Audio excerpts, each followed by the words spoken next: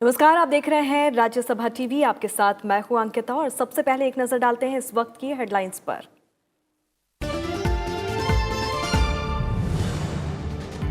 अति भीषण तूफान में बदला चक्रवात वायु। करीब 160 किलोमीटर प्रति घंटे की रफ्तार से गुजरात के पोरबंदर और महुआ तट के बीच टकराएगा तूफान। सुरक्षित निकाले गए 3 लाख से ज्यादा लोग। एनडीआरएफ की 39 टीमें तैनात। सेना को तैयार रहने का निर्देश। गृह मंत्री ने तैयारियों का लिया जायजा।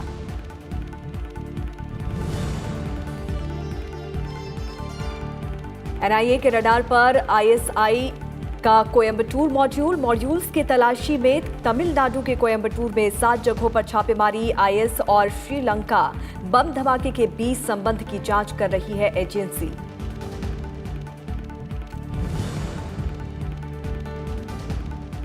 इसरो ने जारी की चंद्रयान 2 की पहली तस्वीर। 9 से 16 जुलाई के बीच होगा लॉन्च। 6 सितंबर को चंद्रमा की सतह पर उतरने की उम्मीद। 10 साल बाद चंद्रमा की सतह के इस रहस्यों को उजागर करने की कोशिश।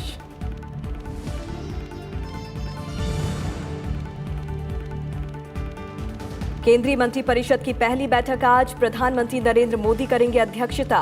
अगले 5 साल के रोड मैप पर चर्चा की उम्मीद। बजट की तैयारियों को लेकर विचार विमर्श की भी संभावना।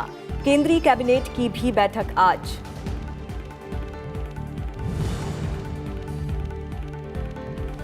केंद्र सरकार की अल्पसंख्यकों के लिए बड़ी योजना। अगले 5 साल में 5 करोड़ अल्पसंख्यक छात्रों को मिलेगी स्कॉलरशिप। 50% लड़कियां भी होंगी शामिल।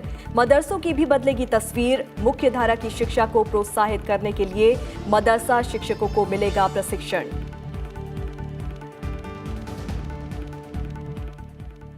चक्रवात वायु अति भीषण तूफान में बदल गया है। तूफान करीब 160 किलोमीटर प्रति घंटे की रफ्तार से गुजरात के पोरबंदर और महुआ तट के बीच कल दस्तक देगा। हालात से निपटने के लिए हर मुमकिन तैयारियां पूरी कर ली गई हैं। मुख्यमंत्री विजय रूपाणी ने तटीय इलाकों में रहने वाले लोगों से वहां से दूर किसी सुरक्षित जगह पर चले जाने को कहा है। वहीं चक्रवाती तूफान वायु की वजह से राज्य सरकार ने 10 जिलों में 13 और 14 जून को छुट्टी का ऐलान कर दिया है। इसके अलावा गृह मंत्री अमित शाह ने तूफान से निपटने की सभी तैयारियों का जायजा भी लिया। अमित शाह ने संबंधित अधिकारियों को निर्देश दिया है कि वो लोगों की सुरक्षा सुनिश्चित करने के लिए हर तरह के जरूरी कदम उठाएं। एनडीआरएफ ने गुजरात और दीव में 39 टीमों को पहले से तैनात कर दिया है। हर टीम में करीब 45 कर्मी हैं। बचाव दल नावों, पेड़ काटने वाली मशीनों और दूरसंचार उपकरणों आदि से लैस हैं। थल सेना की 34 टीमों को भी तैयार रखा गया है। गृह मंत्रालय ने गुजरात और केंद्र शासित प्रदेश दीव को सभी एहतियाती कदम उठाने को कहा है। गुजरात और दीव के अधिकारियों ने संवेदनशील इलाकों से करीब 3 लाख लोगों को सुरक्षित जगहों पर ले जाने की योजना बनाई है। इन लोगों के रहने के लिए करीब 700 चक्रवात और राहत आश्रय गृह बनाए गए हैं। गृह मंत्रालय ने बिजली, दूरसंचार, स्वास्थ्य, पेयजल जैसी सभी आवश्यक सेवाओं को बरकरार रखने और चक्रवात से नुकसान होने की स्थिति में तत्काल उन सेवाओं को बहाल किए जाने पर भी बल दिया है। मंत्रालय गुजरात, महाराष्ट्र, गोवा, कर्नाटक की सरकारों के साथ ही केंद्र शासित प्रदेश दमन और दीव के साथ संपर्क में है, जहां भारतीय तटरक्षक बल, नौसेना, थल सेना और वायुसेना की इकाइयों को तैयार रखा गया है, तो वहीं निगरानी विमान और हेलीकॉप्टर हवाई निगरानी कर रहे हैं। वायुसेना ने मानवीय सहायता और आपदा मोचन अभियान चलाने के लिए एक C-17 परिवहन विमान को तैनात किया है। विजयवाड़ा से एनडीआरएफ के करीब 160 जवानों को हवाई मार्ग से जामनगर पहुंचाने की योजना है, ताकि वो HTR मिशन चला सकें और गुजरात में तूफान प्रभावित लोगों को बचा सकें। गुजरात के तटीय जिलों में भारी बारिश होने की संभावना है। ये पोरबंदर और महुआ के बीच वेरावल और दीव क्षेत्र के आसपास समुद्र तट से टकरा सकता है। 110-120 किलोमीटर प्रति घंटे की रफ्तार से आने वाला तूफान 13 जून की सुबह 135 किलोमीटर प्रति घंटे की गति पकड़ सकता है। सरकार ने तटीय क्षेत्रों में मछुआरों को अगले कुछ दिनों तक समुद्र में नहीं जाने की सलाह दी है। साथ ही बंदरगाहों को खतरे के संकेत और सूचना जारी करने को कहा गया है। 13 जून को 1 से 1.5 मीटर तक ज्वार उठने की संभावना है, जिससे कक्षिप, देवभूमि, द्वारका, पोरबंदर, जूनागढ़, दीव, गिर सोमनाथ, अमरेली और भावनगर के निचले हिस्सों में पानी भर सकता है। मौसम विभाग ने चक्रवाती तूफान के चलते अगले 2 दिनों में गोवा और कोंकण में भारी बारिश की संभावना जताई है। गोवा के लिए ऑरेंज अलर्ट जारी किया गया है।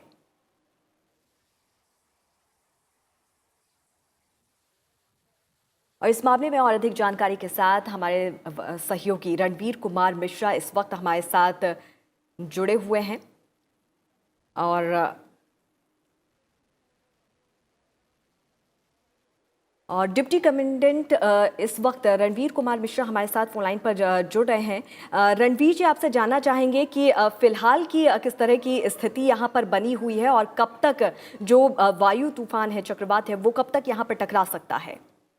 ये जो अभी ऑन दी एनडीआरएफ पार्ट, अभी एनडीआरएफ टीम्स ने कुछ जो डिस्ट्रिक्ट्स हैं उसमें इवैक्यूएशन का काम शुरू किया है, जैसे कि पोरबंदर डिस्ट्रिक्ट, मोरबी और गांधीधाम, सोमनाथ वगैरह में हम लोगों ने जो लो लाइन एरियाज है वहाँ पे एनडीआरएफ की टीम्स ने जो विलेजर्स हैं उनको इवैक्यूएट करना शुरू किया है। उनको हम लोग कन्विंस भी कर रहे हैं कि आप सेफर प्लेस पे चले जाएं, क्योंकि तूफान का इम्पैक्ट ये हो सकता है।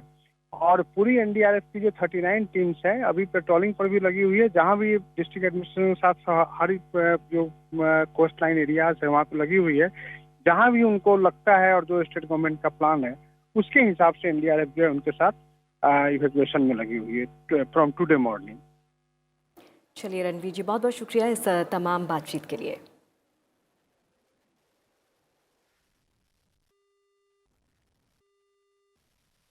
एनआईए ने आईएस मॉड्यूल्स की तलाश में आज तमिलनाडु के कोयम्बटूर शहर में 7 जगहों पर छापेमारी की है और इस आईएस मॉड्यूल का सरगना श्रीलंका में ईस्टर के दिन बम धमाका करने के आरोपी हमलावर जहरान हाशिम से काफी प्रभावित है। एनआईए ने इस संबंध में एक नया मामला दर्ज किया है। आतंकी संगठन आईएसआईएस के एक मॉड्यूल का सरगना हाशिम के साथ फेसबुक के जरिए संपर्क में था।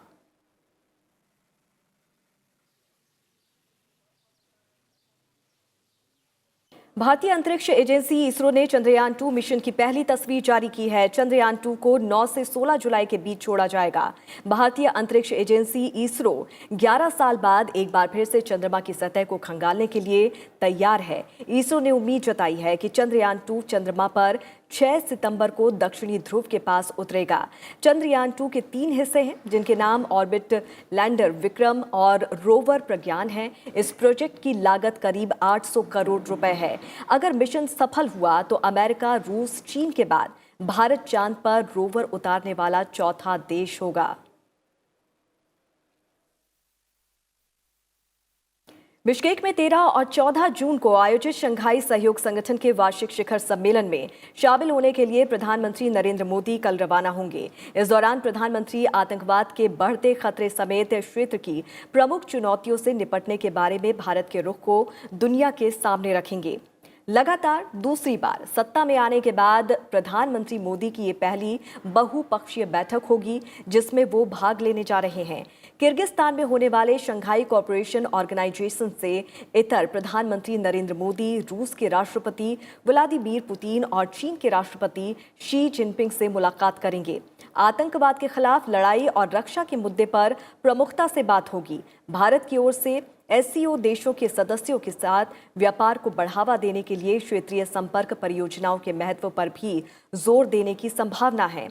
13-14 जून को शंघाई कोऑपरेशन ऑर्गेनाइजेशन की बैठक के अलावा किर्गिस्तान के साथ शिखर वार्ता होगी। तो वहीं विदेश मंत्रालय ने कहा है कि एससीओ समिट में पीएम मोदी और पाकिस्तान के प्रधानमंत्री इमरान खान के बीच कोई वार्ता नहीं होगी। भारत और पाकिस्तान को 2017 में एससीओ की स्थायी सदस्यता दी गई थी। एससीओ की स्थापना 2001 में शंघाई में हुई थी। एससीओ अभी दुनिया की आबादी के लगभग 42% और वैश्विक जीडीपी के 20% का प्रतिनिधित्व करता है। I think a few issues are very important there. SCO already has a group, contact group, which is Afghanistan. So I think Afghanistan will be one issue that they will be discussing. Connectivity will be another issue. Terrorism, countering separatism, extremism and terrorism. This has been a forte of the Shanghai Cooperation Organization. And we are very much affected, as you know, by terrorism. So they would be discussing this as well. Then, of course, there are issues of economic cooperation, trade cooperation, etc. So this is a very wide agenda that they would be discussing. केंद्रीय cabinet की बैठक आज शाम 4 बजे parliament annexe में होगी। बैठक में सरकार के छोटे और दीर्घकालिक एजेंडे पर चर्चा होने की संभावना है। मोदी कैबिनेट की ये दूसरी बैठक है। इससे पहले 31 मई को हुई पहली कैबिनेट बैठक में सरकार ने प्रधानमंत्री किसान योजना का दायरा बढ़ाकर ऐसे सभी किसानों के लिए कर दिया था जिनकी सालाना आय 6,000 हो। वहीं केंद्रीय मंत्रिपरिषद की आज पहली बैठक होने वाली है। प्रधानमंत्री नरेंद्र मोदी इस बैठक की अध्यक्षता करेंगे। प्रधानमंत्री नरेंद्र मोदी अपनी सरकार के रोड मैप के बारे में बता सकते हैं। प्रधानमंत्री मंत्रालयों को चलाने में राज्य मंत्रियों की भूमिका तय कर सकते हैं और कैबिनेट मंत्रियों से अपनी सहायता को पर्याप्त जिम्मेदारियां देने के लिए कह सकते हैं। बैठक में सरकार के अगले 5 साल के लिए कार्य योजना पर भी चर्चा हो सकती है। केंद्रीय अल्पसंख्यक कार्य मंत्री मुख्तार अब्बास नकवी ने कहा है कि अल्पसंख्यक समाज के सामाजिक आर्थिक सशक्तिकरण के लिए अगले 5 साल में 5 करोड़ विद्यार्थियों को छात्रवृत्ति दी जाएगी। इनमें आधी संख्या में छात्रवृत्ति लड़कियों को दी जाएगी। केंद्रीय मंत्री ने कहा कि 3E एजुकेशन एम्प्लॉयमेंट एवं एम्पावरमेंट कार्यक्रम के तहत अगले 5 वर्षों में प्री मैट्रिक, पोस्ट मैट्रिक एवं मेरिट कम मीन्स आदि योजनाओं द्वारा 5 करोड़ विद्यार्थियों को छात्रवृत्ति दी जाएगी, जिनमें 50% से ज्यादा लड़कियों को शामिल किया जाएगा। इनमें आर्थिक रूप से पिछड़े वर्ग की लड़कियों के लिए 10 लाख से ज्यादा बेगम हजरत महल बालिका छात्रवृत्ति भी शामिल है।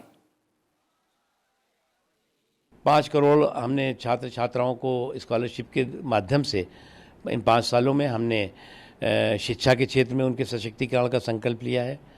स्किल डेवलपमेंट के माध्यम से उनको रोज़गार और रोज़गार के मौके उपलब्ध कराने का संकल्प लिया है।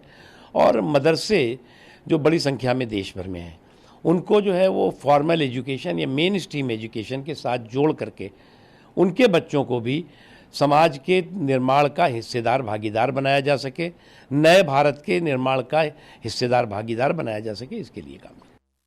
केंद्रीय मंत्री थावरचंद गहलोत को राज्यसभा में सदन का नेता नियुक्त किया गया है। गहलोत अब पूर्व वित्त मंत्री अरुण जेटली की जगह लेंगे। गहलोत मोदी सरकार में सामाजिक न्याय एवं अधिकारिता मंत्री की जिम्मेदारी संभाल रहे हैं। थावरचंद गहलोत को दूसरी बार मोदी कैबिनेट का हिस्सा बनाया गया है। मोदी सरकार के पहले कार्यकाल में भी थावरचंद गहलोत सामाजिक न्याय एवं अधिकारिता मंत्री रहे हैं। नृपेंद्र मिश्रा को एक बार फिर से प्रधानमंत्री नरेंद्र मोदी का प्रधान सचिव नियुक्त किया गया है। कार्मिक मंत्रालय ने नृपेंद्र मिश्रा की नियुक्ति को मंजूरी दे दी है। उनका कार्यकाल 5 वर्षों का होगा। नृपेंद्र मिश्रा 31 मई 2019 से अगले 5 साल तक इस पद पर बने रहेंगे। नृपेंद्र मिश्रा इससे पहले भी नरेंद्र मोदी के पहले कार्यकाल में बतौर प्रधान सचिव थे। कार्मिक मंत्रालय की ओर से बताया गया है कि नृपेंद्र मिश्रा को कैबिनेट मंत्री का दर्जा दिया गया है। तो वहीं रिटायर्ड आईएएस अधिकारी पीके मिश्रा भी एडिशनल प्रिंसिपल सेक्रेटरी के पद पर बने रहेंगे। केंद्रीय कैबिनेट की नियुक्ति समिति ने मंगलवार को दोनों अधिकारियों की नियुक्ति को मंजूरी दी, जो 31 मई से प्रभावी होगी। देश भर में गहराते जल संकट को देखते हुए केंद्रीय जल शक्ति मंत्रालय ने सभी राज्यों के जल विभाग से जुड़े मंत्रियों और सचिवों के साथ विज्ञान भवन में कल बैठक की। केंद्रीय जल शक्ति मंत्री गजेंद्र सिंह शेखावत ने कहा कि मोदी सरकार का 2024 तक हर घर तक नल का पानी पहुंचाने का लक्ष्य है। हर घर में बिजली, गैस पहुंचाने के बाद अब प्रधानमंत्री नरेंद्र मोदी के नेतृत्व की सरकार ने हर घर में नल का पानी पहुंचाने का लक्ष्य रखा है। केंद्रीय जल शक्ति मंत्री गजेंद्र सिंह शेखावत ने कहा कि केंद्र सरकार का 2024 तक लक्ष्य को पूरा करने का संकल्प है। जल शक्ति मंत्री ने माना कि आज भी देश में 14 करोड़ घर ऐसे हैं जिनके पास पीने का पानी नहीं पहुंच पाता है। भारत के लिए निश्चित रूप से बहुत बड़ी चिंता का विषय है, क्योंकि per capita availability of water, वो हमारे यहाँ टोटल अवेलेबिलिटी ऑफ वाटर को यदि हम पर कैपिटा से कन्वर्ट करने के लिए सबसे बड़ी population, human population as well as the livestock population जो है दुनिया की, वो हमारे पास में है। और ऐसी परिस्थिति में हमारे पास में पर कैपिटा वाटर की अवेलेबिलिटी जो है कम है, और अगर पिछले लगभग 40 साल के परिप्रेक्ष्य में देखा जाए, 50 साल के परिप्रेक्ष्य में 1950 में जितनी हमारे पास में per capita availability of water था, वो घट कर के आज उससे 1/3 भी नहीं रह गया और 3 गुना से ज़्यादा पॉपुलेशन हो गई। जल शक्ति मंत्रालय के मुताबिक जहां सिक्किम जैसे राज्य में 99% घरों में नल से पीने का पानी उपलब्ध है, वहीं उत्तर प्रदेश, बिहार, पश्चिम बंगाल, उड़ीसा, छत्तीसगढ़ और झारखंड जैसे राज्यों में 5% घरों में भी ये सुविधा नहीं पहुंच पाई है। देश में केवल 18% बसावट में ही पाइप के जरिए पानी पहुंच पाया है। जल शक्ति मंत्रालय के मुताबिक पिछले करीब 70 साल में देश में पानी का संकट बढ़ता गया है। 1950 में जहां प्रति व्यक्ति 5000 लीटर के हिसाब से पानी मुहैया था, वो आज घटकर प्रति व्यक्ति 1400 लीटर ही रह गया है। जल शक्ति मंत्रालय के मुताबिक सरकार के सामने हर घर को पीने का पानी उपलब्ध करवाने के अलावा जल संरक्षण एक बड़ी चुनौती है। देश के आंकड़ों के परिप्रेक्ष्य में यदि टोटल हैबिटेशंस को पानी की सप्लाई के उपलब्धता के बारे में अगर मैं बात करूं, तो वो आंकड़ा लगभग आज की तारीख में 81%, 81.96% के आसपास है कि हम हैबिटेशंस, हो सकता है ग्राउंड रियलिटी शायद उससे अलग हो, लेकिन जो आंकड़े प्रदेशों के द्वारा प्रदत्त आंकड़े जो हैं, and since water is state subject as per the constitution, इसलिए प्राथमिक जिम्मेदारी निश्चित रूप से प्रदेशों की है। जल संरक्षण, वर्षा जल संरक्षण, क्योंकि एक एक बूंद पानी कीमती है, एक एक बूंद पानी जो बरसात से आती है, क्योंकि जिस तरह से जो जल की उपलब्धता जिस तरह से कम हो रही है, और वो एक बड़ी चुनौती का विषय बन रहा है। लेकिन इस बीच बैठक में शामिल सभी राज्यों के प्रतिनिधियों ने जहां पानी की समस्याओं को लेकर अपनी बात और प्रस्ताव रखे, वहीं पश्चिम बंगाल ने इस बैठक का बहिष्कार किया। ये बैठक सभी राज्यों के साथ जल संकट को लेकर बुलाई गई थी। अनु दीवान, राज्यसभा टीवी। 15 जून को दिल्ली में नीति आयोग की गवर्निंग काउंसिल की बैठक होनी है। नीति आयोग के उपाध्यक्ष राजीव कुमार ने संवाददाता पंचानन मिश्रा से खास बातचीत में बताया कि बैठक में किसानों और पीने के पानी की समस्याओं से जुड़ी नीतियों पर प्रमुख चर्चा होगी। 15 जून को गवर्निंग काउंसिल यानी कि नीति आयोग की जो संचालन परिषद है, उसकी बैठक राष्ट्रपति भवन में होनी है। एजेंडा क्या होगा उसका, उस पर बात करने के लिए नीति आयोग के उपाध्यक्ष राजीव कुमार जी हमारे साथ हैं। सर, जो प्रमुख बातें कही जा रही हैं, किसानों को लेकर फोकस हो सकता है या पानी को लेकर, आप क्या इसमें एजेंडा क्या हो सकता है? दोनों ही हैं, मगर आपको ये तो ज्ञात होगा कि इस बार शायद 6ठा साल होगा हमारा कि जबकि बारिश मानसून जो है वो नॉर्मल से थोड़ी कम होगी, 96% कहा जाता है, और ये पहली बार शायद अपने इतिहास में है कि 6 साल तक बारिश डेफिसिट रही हो, हमेशा 2-3 साल रह के फिर पानी। तो इसकी वजह से क्या है कि पानी की जो समस्या है और पानी पर ध्यान देना बहुत ही आवश्यक है। और दूसरा, जैसा आपने कहा कि किसानों को लेकर ये कि उनको कितनी ज़्यादा हम फ्लेक्सिबिलिटी दे सकते हैं कि वो अपने उत्पादन को जहाँ मर्जी आए बेचें, और जिसकी वजह से जो हमारा जो ये जो एक्ट है हमारा APMC एक्ट, उसकी जगह हम दूसरा कोई एक्ट लाएं। हमने मॉडल बना भी लिया है और ये इस बार हम उसकी तरफ राज्यों का ध्यान आकर्षित करना चाहते हैं कि वो भी करना है। मगर ये मुझे बताना बहुत ज़रूरी है कि ये मीटिंग हमारी नहीं होती है, मगर ये होती है कि राज्य क्या चाहते हैं, नीति आयोग क्या करे। तो हमारी उम्मीद पूरी ये है कि, और इसीलिए हमने उसका जो पूरा एजेंडा है वो ऐसे ही बनाया है कि जो हमारे माननीय मुख्यमंत्री सब आएंगे वो हमें सुझाव दें और हम लोग उनसे समझने के लिए, उनसे मार्गदर्शन के लिए हम इस मीटिंग का हम आयोजन करते हैं। आपने कहा कि सभी राज्यों को शामिल करने की पूरी कोशिश है। नीति आयोग एक बड़ा थिंक टैंक बनकर उभरा है। अगर कोई राज्य का प्रतिनिधि मान लीजिए नहीं आता है, जैसे कि बंगाल से भी हुआ, तो क्या कोई बाध्यकारी भी होता है या कोई प्रतिनिधि आए या तब भी ना आए तब भी कोई फ़र्क नहीं पड़ता? देखिए, फ़र्क तो हमेशा पड़ता है। मेरी इसलिए मैं अभी तक कोशिश कर रहा हूँ, मैंने कल भी बात करी उनके दफ्तर में कि कैसे ही माननीय मुख्यमंत्री वेस्ट बंगाल की हमारे साथ आएँ, क्योंकि ये सब बड़ा प्रांत है। यूपी अध्यक्ष सोनिया गांधी आज अपने निर्वाचन क्षेत्र रायबरेली के दौरे पर हैं। लोकसभा चुनाव में इस सीट से उन्हें जीत हासिल हुई है। चुनाव में जीत हासिल करने के बाद ये रायबरेली में उनका पहला दौरा है। सोनिया गांधी के साथ कांग्रेस महासचिव प्रियंका गांधी वाड्रा भी रायबरेली पहुंची हैं। उत्तर प्रदेश की रायबरेली एकमात्र ऐसी सीट है जहां पर कांग्रेस ने 2019 के आम चुनावों में जीत हासिल की। इस दौरान सोनिया और प्रियंका वाड्रा पार्टी के निराशाजनक प्रदर्शन की समीक्षा करेंगी और उत्तर प्रदेश में आगामी 2022 विधानसभा चुनावों के लिए रणनीति भी तैयार करेंगी।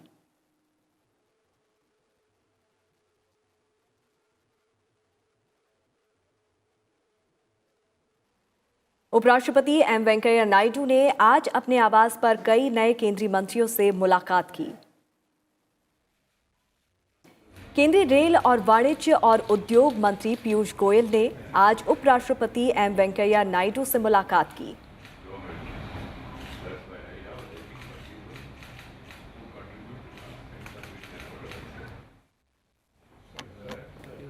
केंद्रीय पशुपालन, डेयरी व मत्स्य पालन मंत्री गिरिराज सिंह ने भी आज उपराष्ट्रपति से मुलाकात की।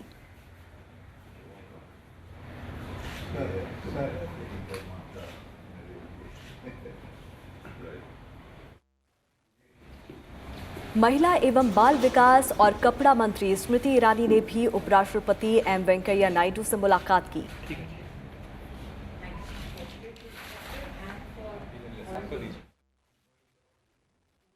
आज अंतर्राष्ट्रीय बाल श्रम निषेध दिवस है और विश्व बाल श्रम निषेध दिवस हर साल 12 जून को मनाया जाता है।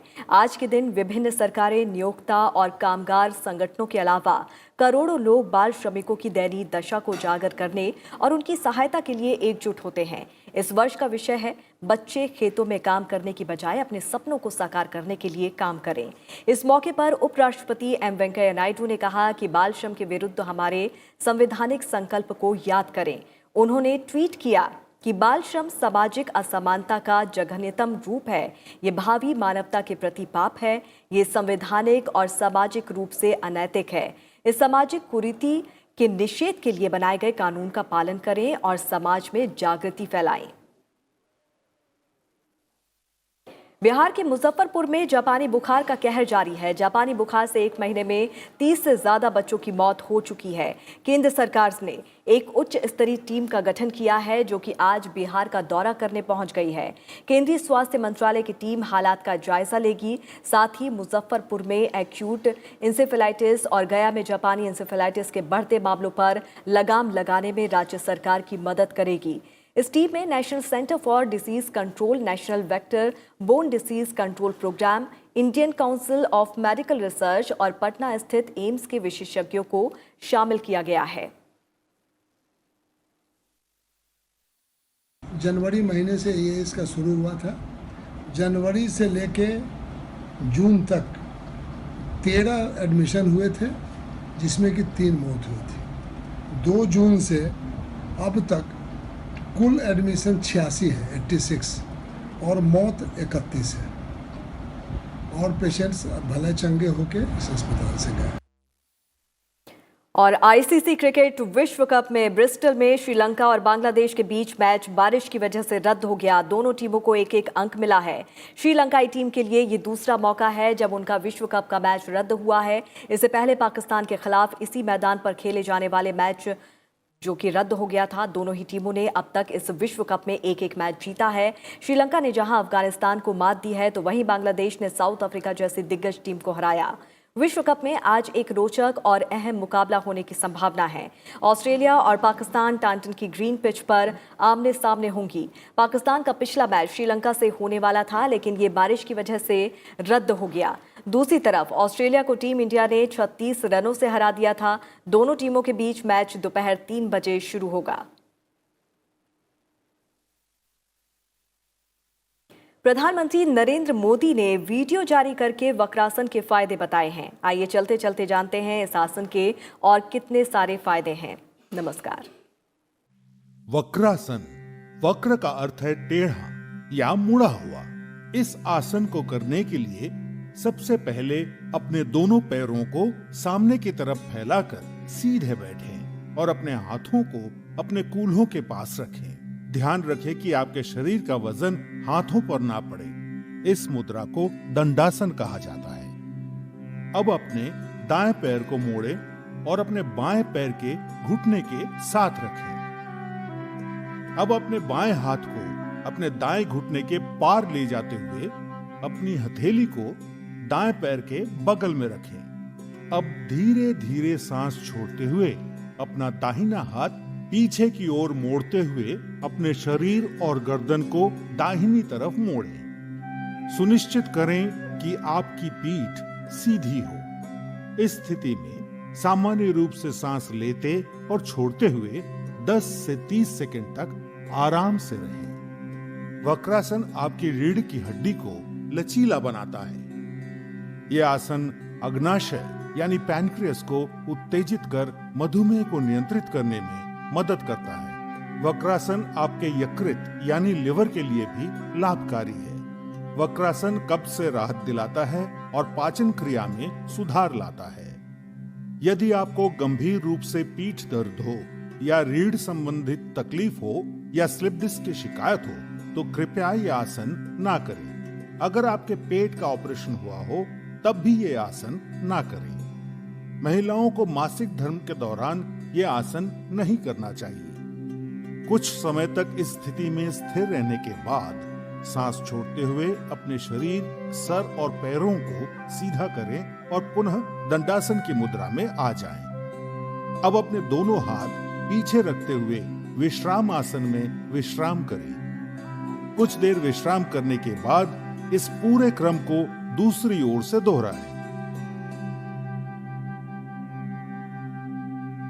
नियमित रूप से वक्रासन करने से आपके पेट की चर्बी घटती है और आपके शरीर के अंदरूनी अंगों पर सकारात्मक असर होता है, जो आपको कब्ज मुक्त जीवन व्यतीत करने में मदद करता है।